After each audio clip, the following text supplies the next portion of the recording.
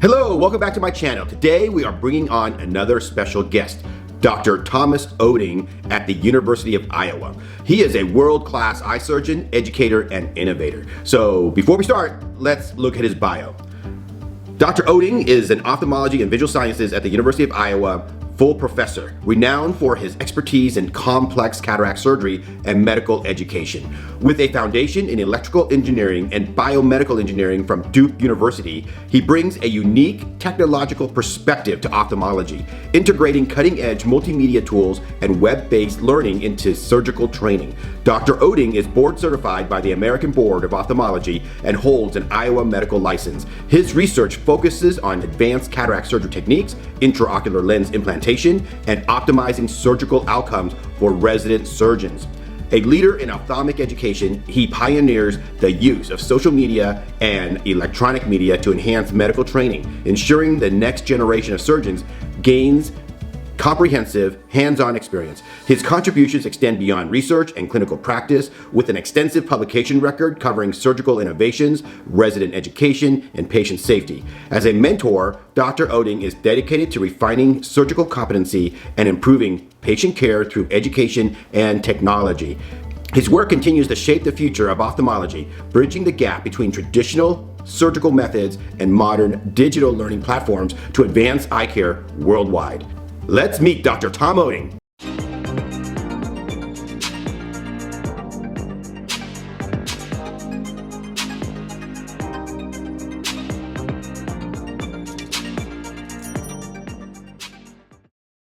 Dr. Oetting, is such a pleasure to have you on this video. And so I'm just going to start right off with the questions. And you look great, by the way. Well, hey, thank you so much, Andy. I miss you so much. I love seeing you. I feel like we're close just because I see you every day on Facebook, but I can't wait for you to come visit us in June and see you in person.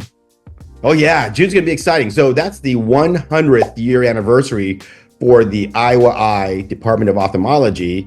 And then also for my class, it's gonna be our 20th anniversary. So I can't believe that I've been graduated from ophthalmology for 20 years now. It's kind of scary to think about that.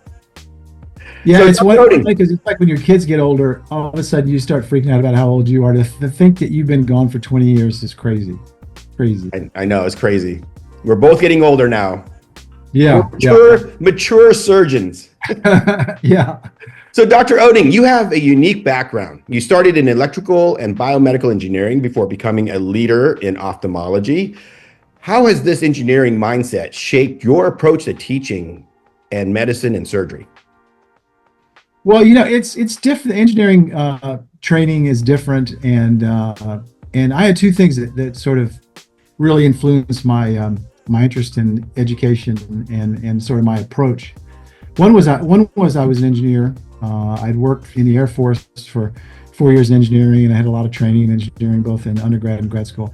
But the other was that Air Force experience. And the thing that was so dramatically different to me was, in engineering, when you wanted to learn something, the teachers would just say, here's the things we want you to learn, and they give you the resources to learn them, and then they would give you the assessments based on what they told you they wanted to learn. It was very straightforward, and the Air Force is the same way. Like, if you want somebody to learn how to use a radio or something, you say, today you're gonna learn these things, and then you give them resources, and then you say, hey, did you learn those things you're supposed to learn today? But in med school, it was nothing like that. It was so crazy different. It was like there was no clear objectives. The tests didn't match what was going on in the classrooms, and I was just frustrated by it. I couldn't believe how crazy it was. And so one of my missions when I after I finished residency was to try to bring some order to the process. And my world of make believe was cataract surgery training, and so I was trying to bring some structure to that process, because when I was in residency, what they did was you watch a few people, they throw you a videotape, and you kind of did your best, and really we did a lot of practicing and learning live while we're doing surgery on somebody's mother or father, and I just didn't like that process. So I was one of my main missions was to try to take some of those principles that you use to teach in the Air Force or in engineering, where you have very straightforward goals and objectives. You have resources that are tied to those goals and objectives, and then you assess based on those goals and objectives. And then it's like magical how easy learning is, as opposed to mysterious objectives and lectures that are based on, hey, we can get a guy to talk about this. Let's have him talk about it. And then, the assessments were just, we can't give a straightforward question because everyone's going to know it. Well, we want all of our doctors to know everything, right? I mean, there should be no mystery. So anyway, that's kind of, that was kind of my approach when I came back. And I was fortunate to be here at Iowa where, first off, we have unbelievable residents like you when you were here. We have these incredible residents that come. A lot of them come from all over, although we do take pride in having, one or two every year from Iowa, but they come from all over. And they have a set of skills and cool things about them that we try to take advantage of while they're here. And so if you pay attention to sort of how those sort of things and the young people you're teaching, oftentimes you get a lot of clues about how best to teach. Yeah, that's wonderful. And thank you for your service. And that's awesome. And to tell you or to give you testimony of how well your teaching methods work is I took your methodology, and when I was staff in the U.S. Navy training military residents, I was increasing their surgical times, decreasing complication rates, using the same methods that I learned from you. And so I think that's really really shows how awesome of a teacher you are, that other people can take what you have created and teach and then apply it to different situations. Oh, that's great. Well, thank you. Yeah. It's funny how many of the things that we did focused on our own crew, spread out a bit. So just that goal objective stuff that was specifically for us, or the videos we made specifically for our world of make-believe, kind of spread. And so let's go talk about the videos. So you're known for being a pioneer in the web-based technology realm, using multimedia, social media, videos for ophthalmic education. Can you take us back to the moment you realized the power of digital tools and media in transforming surgical training? Well, the funny thing about my job is, and basically everybody in academics, the job is to either you create content, which doesn't happen that often, but every now and then you create some content, or you develop a new technique. But most of what I do is editing other people's content or curating content in some way so that it's manageable. And for years, the arbiters of that were like the Academy of Ophthalmology, or that it was some organization like that, or some publishing house. And it became clear that, with the ability to distribute content over the internet, as bandwidth got better and better, then all of a sudden we realized, oh my God, we don't need these other organizations. I don't need these other organizations to tell me if what I'm doing is good or bad, to edit what's happening. I can just distribute it. And so we had made videos for internal teaching here. We'd made a curriculum called Cataract Surgery for Greenhorns for stuff here. And we decided, and with a lot of this was with your help, as you know, Andy, we decided to just put it online. And as the bandwidth got better for everybody, then people began to be able to look at more than just text, at pictures, and then eventually at video. And you could have content that was distributed all over. So all of a sudden what happened was the content creators got better connected with the content users, and the distributors became less important. And that sped up the time too, because then you could create content and get it right out. It also made it less frustrating, because what was frustrating to me is you would produce some video, 30 years ago, you produced some video, and some committee at the academy would say, I don't like this because it doesn't use the lens I like, or I don't like it because it's not the technique that I use, or whatever. And it would get stalled. And so the ability to distribute quickly without middlemen, to me, was just revolutionary for education, especially if you're in a little place like Iowa City and you're a junior professor, and you're a comprehensive cataract guy and not some subspecialist. You all of a sudden had sort of equal footing, and so I think that was really really interesting.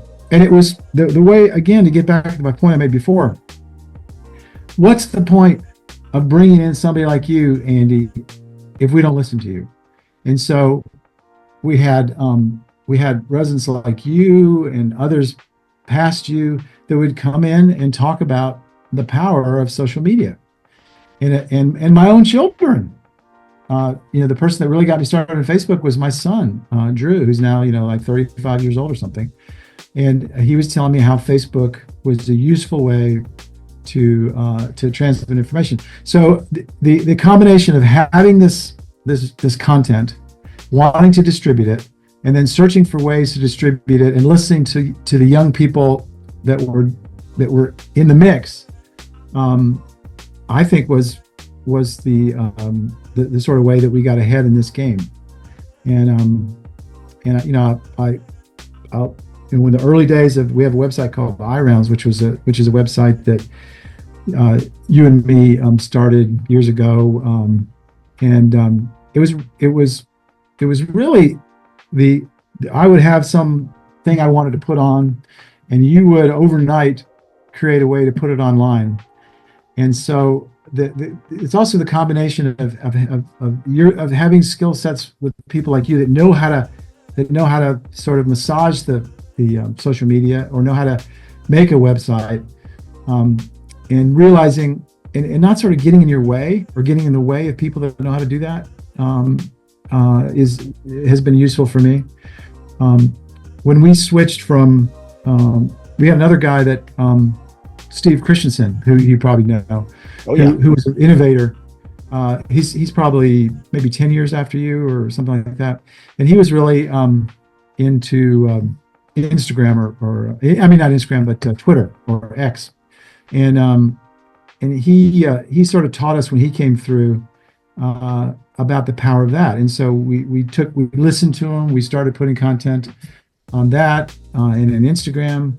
He really got some of our other residents started to become quite famous, like Lori Provencher, who's very famous on social media, and also Will Flannery, who's Dr. Glockenflecken, who uses humor to educate.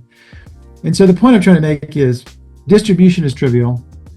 Listen to the people that you're training, because they're learning in certain ways that you could benefit from as a teacher, and then create content, curate content, edit content, get it out there so that people can learn. But again, it all comes back to what I was talking about before: is have your objectives. This is what I want people to learn. Have your content related to being a resource for that objective, and then help people figure out how to assess if what they're learning is useful to their endpoint. I can't believe it's like 22 years ago that we created iRounds together. It was just you and I sitting around talking after cataract surgery. We went to pizza, in the hallways, between seeing patients. But 22 years ago, iRounds blew up. So when I was on a mission in Jamaica, and I had these Jamaican residents who came up, and they were so excited to hear that I was, part of that iRounds team, because they're using that tool around the world. It became what we talked about, what you talked about. This could be an electronic medical reference, and like the Will's Eye Manual, but for free online, and we can actually distribute really quickly. And so nowadays, you're right, the bandwidth is so incredible. I mean, back then when we did this, the bandwidth was maybe 1 to 2 megabytes per second, download, upload, maybe not even upload, uploads within kilobits. Now you're talking about 5G, you're talking about your phones, reaching up to 100 megabits per second. So the bandwidth is just incredible. So you can put high resolution, videos out. So talking about videos, what is your methodology in editing videos? So when you look at a video clip, like a cataract surgery from a resident, could be 30 minutes long, and you curate that down to literally like, 2 minutes. And something I'd like you to talk about too is just-in-time learning. And I think this is why YouTube and Google are exploding. And that's why I think also things are switching from major advertisers, like from major televisions, to now YouTube and Google, and all those advertising dollars are being distributed to all these content creators because of just-in-time learning. And explain to the audience what that is, because that really stuck with me for the last, couple decades. And that's the reason why, I do this kind of stuff, because I know that when I put it up there, just-in-time learning will bring the right people to the video just in time, right? Let me show you a picture that I think really sums this up. I'm going to share this picture. This picture to me is just a wonderful example of just-in-time learning. So you can see the woman who's there talking. And can you see that okay, Andy? Oh, yeah. So this is Lisa Arbisser, who is a graduate. Yeah, I know. Yeah, I know Dr. Arbisser. Yeah. Yeah, graduate of our program, very famous. We're super proud of her. But she is at the WIO meeting, which is a wonderful meeting where there's a lot of networking going on. Yeah, and that's the women in ophthalmology organization. So yes, women in ophthalmology meeting. So it's a meeting that's dedicated to women in our field, and most of these ladies here are Iowa graduates. And so what she's done is she said, hey, let's get together and let's look over some cataract surgery videos. But what's striking about this is these are all different level ladies, right? They're all different levels. So there's some PGY1, there's some medical students here, some PGY1, 2, 3s, and 4s. So the point of this one is, when you're a medical student, you don't really care that much about the details of cataract surgery. You're not ready for that info. And so you can see that the medical student is right here, and she's on her phone. What she's doing is she's probably sending a text saying, hey, you're not going to believe this. I'm with the world famous Lisa Arbisser. That's what she's doing. You can see this is Jackie Hogsdale. Now, she's very interested. This is Christy Carter. She's very interested. These are both people that are in the business. They're operating right now. So they're at the right time for this education. Now, this is Lori Provencher, who was a very junior resident then. And all she's thinking about is, do I look good in this picture or not? Is this the proper pose? Because it's not because she's a world-class surgeon now. It's not that she doesn't care. It's just that it's not the right time for her. And so the point I'm trying to make is that when you're teaching, you have to take into account sort of how interested people are going to be in this content for this level of their training. And one option that you can do classically is people would say, okay, here's the lecture we're going to give. This is your only chance during the next 4 years to get this material, and we're going to give it. And I used to do that sometimes, and I'd be kind of upset because the junior residents that weren't operating didn't care at all. They were like sleeping, and they were, they weren't paying attention. And there was nothing wrong with them. The problem was the way we structured our content. We were providing content to them when they weren't ready. And so the beauty of having the ability to serve content on the internet, or however you're going to serve it, on your phone or whatever. We used to have a little iPod we'd give people, and you could serve it wherever you were without any connection. I'm sure you remember that, Andy. Oh, yeah. So how do you want to serve the content up? But you serve the content at the time that it's critical. So, for example, you're just about to do your very first lens folding. I got to find a video on how to fold a lens. Well, you have it easy for that person to find that video so that they are ready to look at that video. If you folded 100 lenses, you don't want to ever look at that video again. If you're not going to fold a lens for a year, you don't want to look at that video. But if tomorrow you're going to fold a lens, you want to look at that video. And so that, I know it sounds trivial today, but this idea was not trivial 20 years ago. Because in those days, you would show everybody how to fold a lens video, when it was convenient for the professor to show that video. And Tom, right now, YouTube does that curation for us. So it remembers like, what you're watching, what kind of videos you're watching. So you're an advanced cataract surgeon, you're going to see, Uday Defgan's, videos and Tom Oetting videos. But if you're looking for something just to start out, you may see an iRounds video that shows like, this is a cataract phaco machine. This is the microscope. This is where you put your feet and, how you operate the foot pedals and so forth. So YouTube is doing this for us, and that's why it's so seamless, and that's why it seems so trivial. But you're right. Back then, it was not. It's like wild, wild west out there on the internet for surgical videos. And the other thing is that my job is much more like a driver's ed instructor. So I have a well-paid advanced driver's ed. Yes. I mean, it's a good paying gig. It's probably better than the real driver's ed instructor gig. But the point is that the set of things that I'm teaching and the way that we're moving forward is to just try to do it as safely as possible in the early cases. But a lot of the content that exists is super advanced, right? It's way past the point of what these early learners need, and the process, and they're not ready for it. They need to build slowly. So it'd be like if it's in some ways it's like watching NASCAR 24/7, or watching those crazy movies where they drive the cars through town, and that was your instruction for how to learn how to drive, and that's all you saw. and that's kind of what it is sometimes in our field if you don't create content and curate content for the early people. So that's to me the idea of just-in-time education is that and we always thought it was similar to Dell Computer, which talked about not having a lot of overhead in your factory. You make the computer for the person when they want it, and so you provide the content to somebody when they want it. And the idea is you only have so much overhead in your head.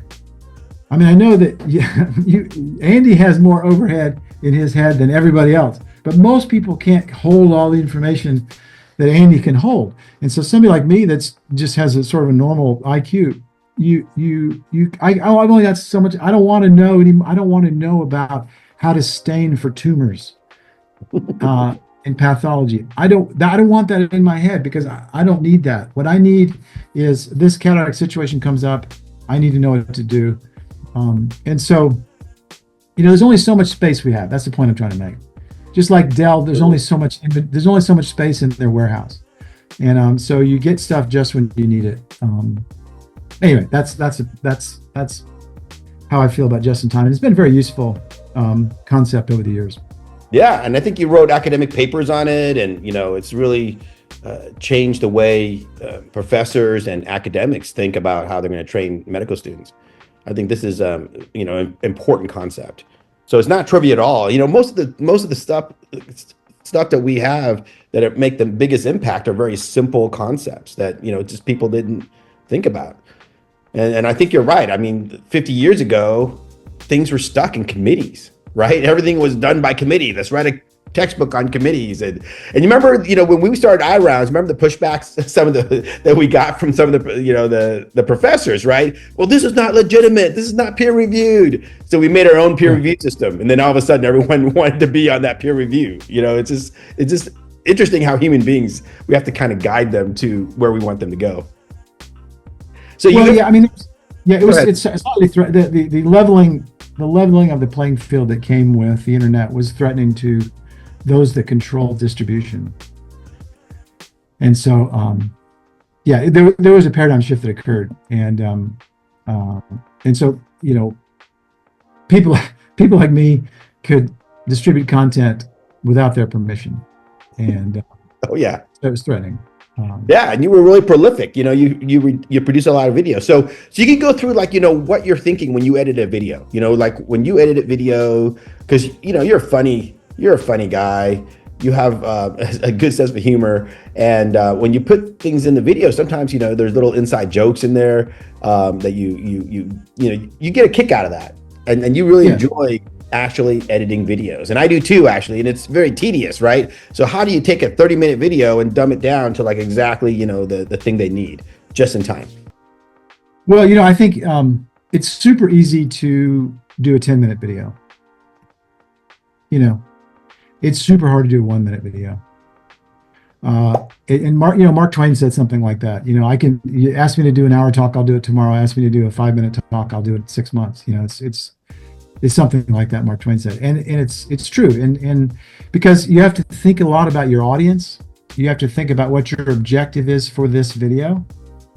And you can't have all the objectives that you want in every video. And so and a lot of times for the concept of just in time, if somebody wants to know what to do, for example, in cataract surgery, if the wound's not good or something, then what you want to do is you want to think about my goal with this video. My goal is to show if the wound is too short, what is the process to get around that problem, and then maybe 1 or 2 examples of it. And so that should be like a 1 minute or 2 minute video. Now, to be honest with you, Andy, when we started, the rendering of a 1 minute video or 2 minute video would honestly take me. And you actually bought me. Andy bought me a computer. I was supposedly the professor, and Andy was the resident, but he still bought me a computer because he wanted to help me through a grant. So I was able to through a grant funding. Yeah, bought you a computer. But through a grant that he got, yeah.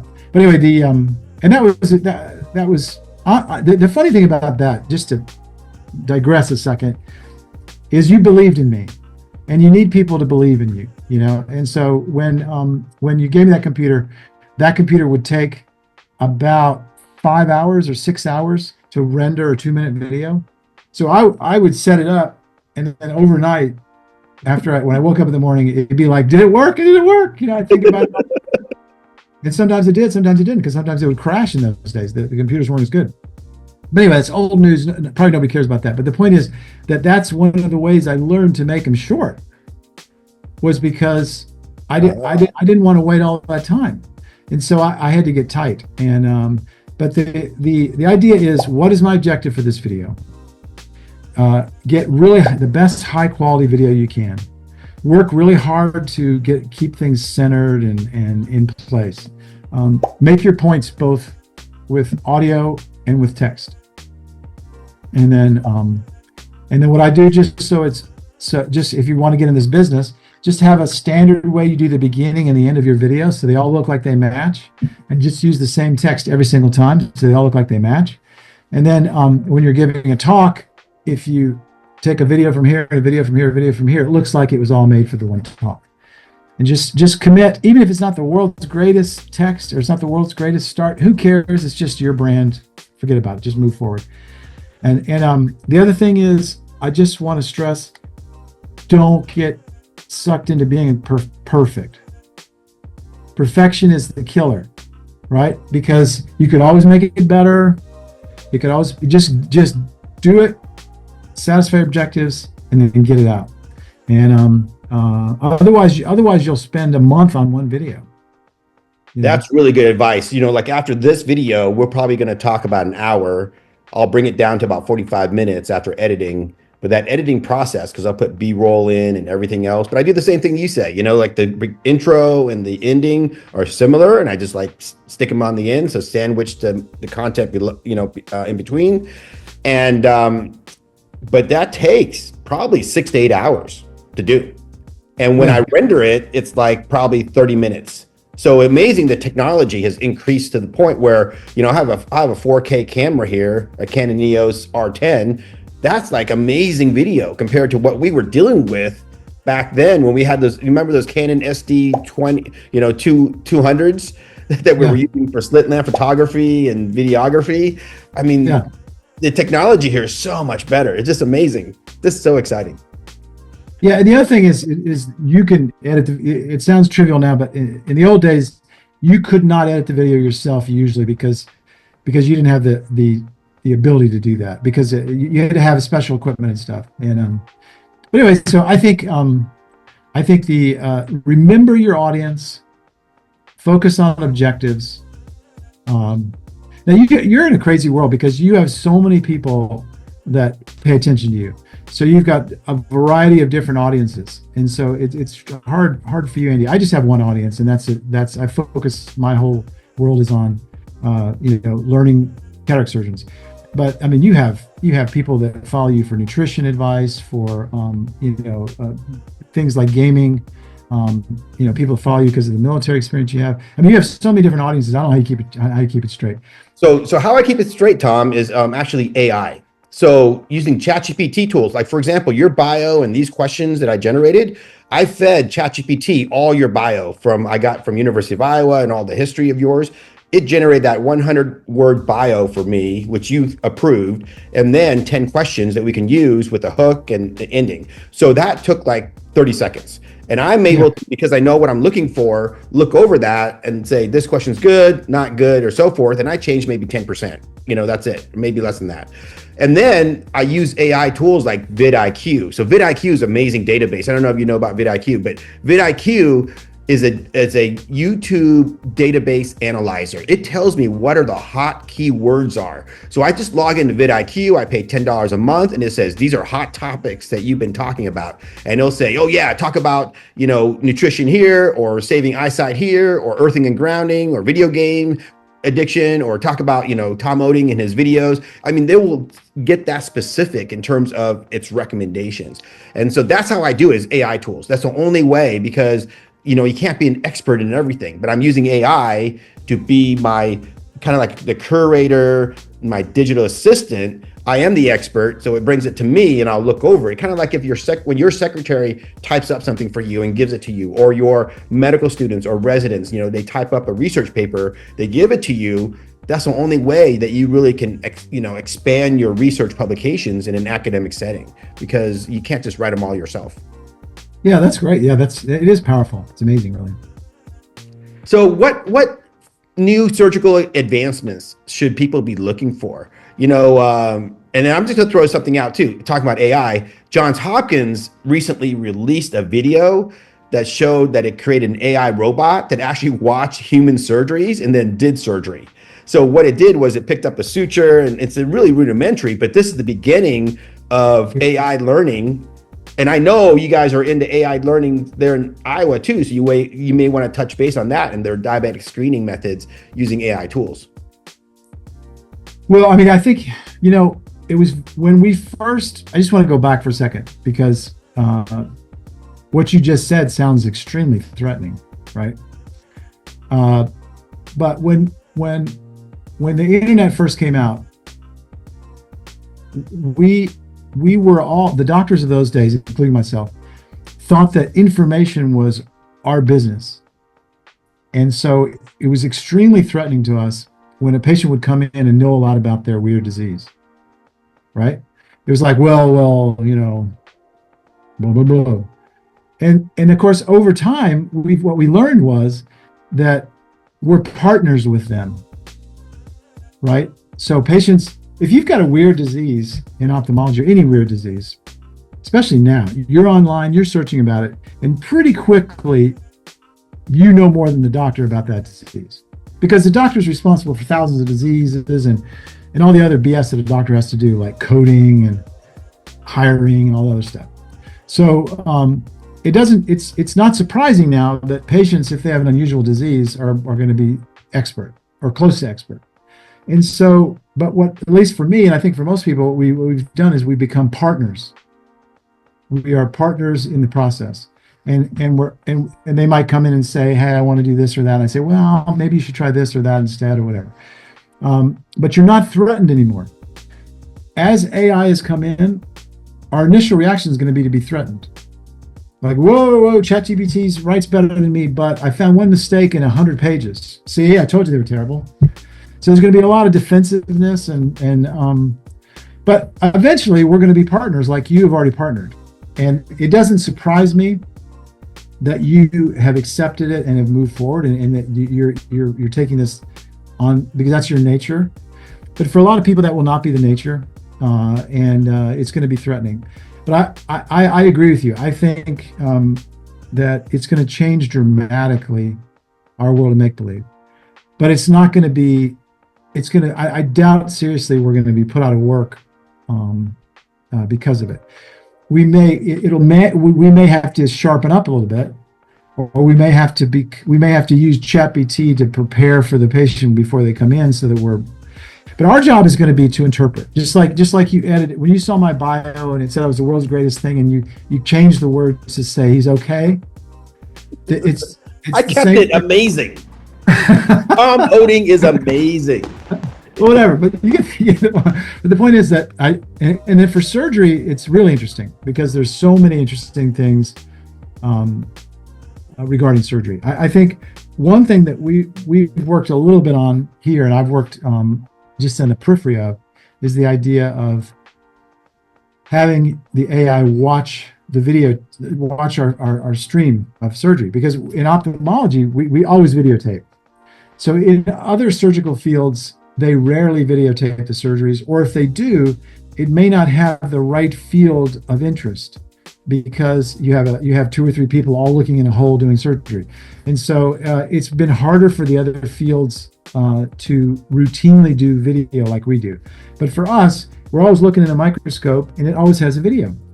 And so but there are some rudimentary things that people have worked out. Like, for example, can you tell if somebody is expert or not at doing surgery by looking at this videotape? Well, you and I can tell because we've done a lot of surgeries, and we can say, hey, this person is pretty good. So when you hire somebody, if you're going to hire somebody to join your practice, you look at some of their videos and you say, well, this guy's pretty good, or this gal's pretty good, or not. But what is possible now is for AI to look at the videotape and do some rudimentary things, like segment it and say, this is this phase of the surgery, this is this phase of the surgery, this is this phase. This is how much time they're using this instrument or that instrument. This is a risky part of the surgery and they got past it. So those things are possible. It's not as good as an expert now at detecting if the surgeon is an expert, because you can be so easily fooled by how long the surgery is, or easily fooled by some delay that has nothing to do with surgery, like folding a different kind of lens or something like that. But it's going to come. And we've been working with some companies, with this one company about this years ago. We started this where we gave a bunch of our videotapes to them, and they're with more expert or less expert, and we're about to publish a paper on this. But I think what's more interesting to me, and you mentioned earlier, we were talking that you were wondering what I thought would be cool for the future. But what I see is, while the AI is watching the video the surgery that we're doing, it kind of is aware of where we are in the surgery. It's aware of tricks to get out of the situation we're in. Mm-hmm. It's aware of advice it could give, just like if you were operating with me and you had done more of this case than I had, you might say, hey, Tom, do this at this point or do that. I think it won't be long before the AI is coaching us as we go. And I think it could use, you could stream a bunch of videos of expert people in certain situations. It would detect the situation. It would give you some advice. I think that's possible. And then in addition to that, well, why even have the person involved? Why not just have a robot involved? And the only thing, there's 2 or 3 companies I'm aware of that are working on robotic surgery for cataracts. The problem has been, and will be worked out eventually, is the patients wiggle, their eyes wiggle, and so if most of the robotic things, the patient is completely still, and so there's a point of reference, and so I think getting around that problem is going to be tricky. And then at some point, what is the value of the robot over a person? Like when you're doing robotic surgery for general surgery, the instruments inside the eye can articulate more precisely than your hands can. And so there probably will be some instruments like that can do things. Now, is there a market for it? I mean, the surgeon's only charging $500 for the cataract surgery, right? Yeah. So, you have to argue a little bit about, is this the right market? Whereas for spine surgery, the surgeon's fee might be, I don't know, $10K or something. And so eliminating the surgeon is not the big issue here. In cataract surgery, it's not as big of an issue as you might think. the issue now in cataract surgery in a lot of ways has become more about which lens do I select, which is the best lens for you as a patient. How do we go over that together? How do I think about that? Looking people in the eye, and because there's in a lot of ways there's some of our lenses are $3,000 or $4,000, and so in some ways that has become a bigger issue. All that being said, I think for teaching it's exciting. I think the idea of having an AI coach,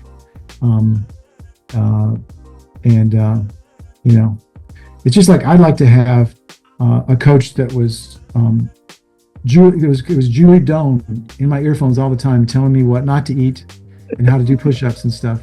Your wife, so I could be young like her, young looking like her. So we all want to coach. Coaches would be useful for a lot of things, and I do think that the AI coaches is a cool idea. It's less threatening than the AI that takes over my job.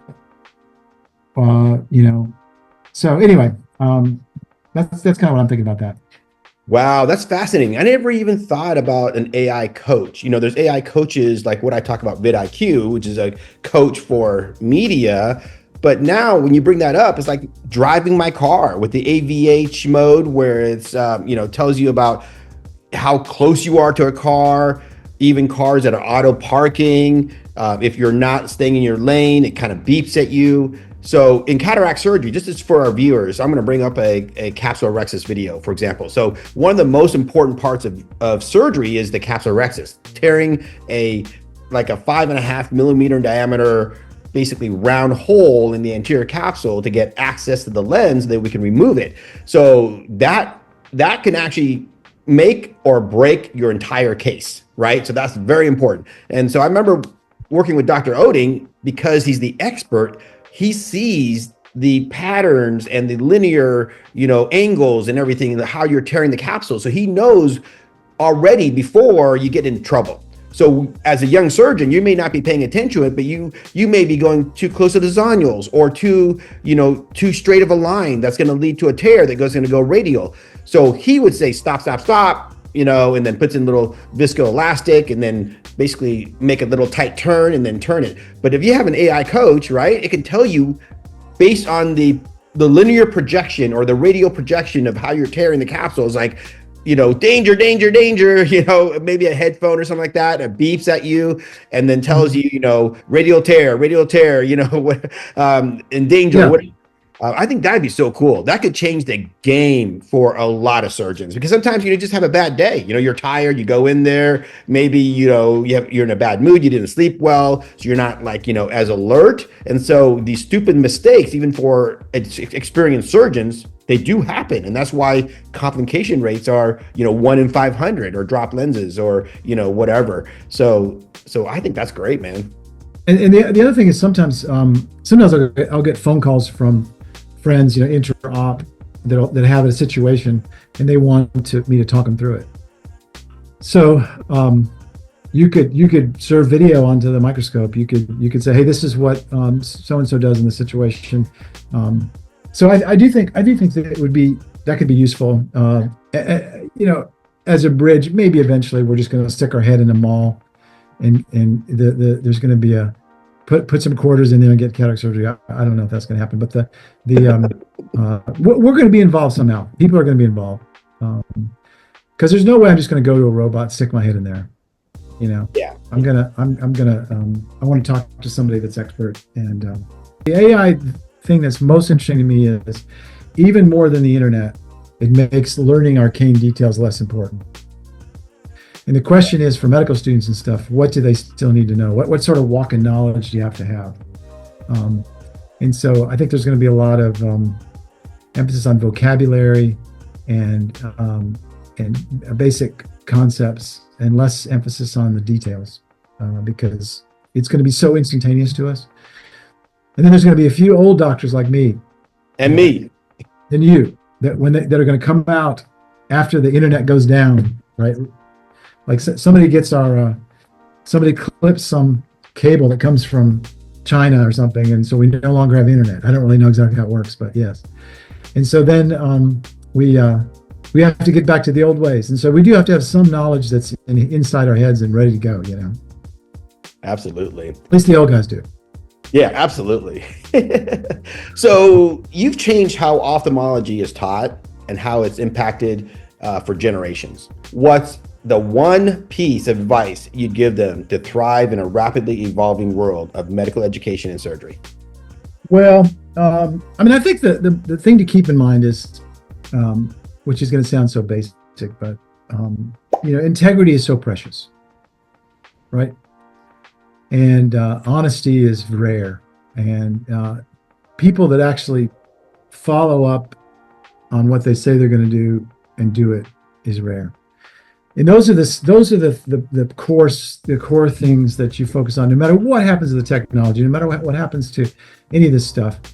Those are always going to be precious, and so guard those things as much as you can. So, for example, there are a lot of temptations in medical education to push products that you don't believe in, to push techniques that you don't believe in, to take advantage of your patients in some way. I think that it's never gonna, the one thing that AI can't ever do, that the internet can't ever do, are those things. And so when I go into your clinic and I look you in the eye, Andy, and you look me back in the eye, I know you're going to tell me the right thing, and I'm going to tell you the right thing. So that's what we're all searching for. And technology is going to change. There's going to be cooler ways to do it. There's going to be more fun ways to do it. There's going to be ways that you have less headaches and you can sleep better at night when you're doing it the next day. And the thing that's driven me in medical education has been the fact that we don't, at Iowa, we don't have a place where less special people go and we practice on them. This is an important concept, because if you're learning something and all of your patients are precious, even those that are having their first surgeries with residents, then you've got to really pay attention to simulation, training, curriculum. You got to really take it seriously, because everybody is special. There's no non-special people, and including the VA hospital. I want to show you. Can I show you another picture? Yeah. I want to show you another picture. This is one of my favorite pictures of all time. Can you see that picture there? That's me. I remember that picture. This is one of my favorite pictures. So this is Dr. Doan, Andy Doan, when he was a resident at the VA hospital. And this is a veteran who is counting on Andy, right? He's counting on Andy. And Andy is obviously taking this seriously. He is got his stuff out. He's got his current technology out. This guy's waiting there patiently because he's counting on Andy. But the point is that we are taking. Andy's a young resident, but we're taking this seriously because this guy is precious to us. Precious. He is. And then the ironic thing about it is, then Andy later becomes a naval officer and 6th in the Navy, and Andy's the veteran, right? Soon enough, Andy's going to be in that chair. I lost all my hair since then. Yeah, you did have some sweet hair in those days. I think I like the way you are now. It's lower maintenance, probably. It is. I just love this picture because it always reminds me that that how important our patients are, and of course we recruit residents here that already have honesty, integrity, and so it's not like we have to teach anybody that. You learn that in kindergarten or something. But we don't want you to lose it. You could lose that. And so anyway, that to me, if I was as a junior trainee, that's never going to be not an important thing. It's never going to be awesome. Warren Buffett, when he was asked what are the three characteristics, or what are the characteristics that he looked for when he hires somebody for his companies, and he said, I look for, you have to have intelligence, you have to have integrity, and you have to have energy. So if you're not energetic, then you're lazy. If you don't have intelligence, you're foolish. And if you don't have integrity, you're a crook. So it's like a three-legged stool. You have any absence in those three elements, forget it. You cannot work for him. But I think integrity is the hardest because people work hard, right? People, take care of themselves and work hard, and they read up on stuff, or they use ChatGPT to look like they look smarter, so they look intelligent. But integrity is something you cannot fake. And that's your point. And it's hard too, because there's a lot of forces against us. It's an exciting field. I mean, I think medicine, a lot of people are kind of down on medicine lately, but I think it's been a great field. And what I love about my job, honestly, is now that I've done it for like 30 years, is there are these wonderful graduates of our program. And the weird thing for me is how much sort of reverse mentoring I get now.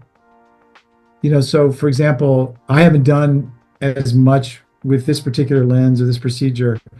And so I'll call somebody that's like 10 years out or 20 years out like you and say, hey, what do you think about this lens or this or whatever.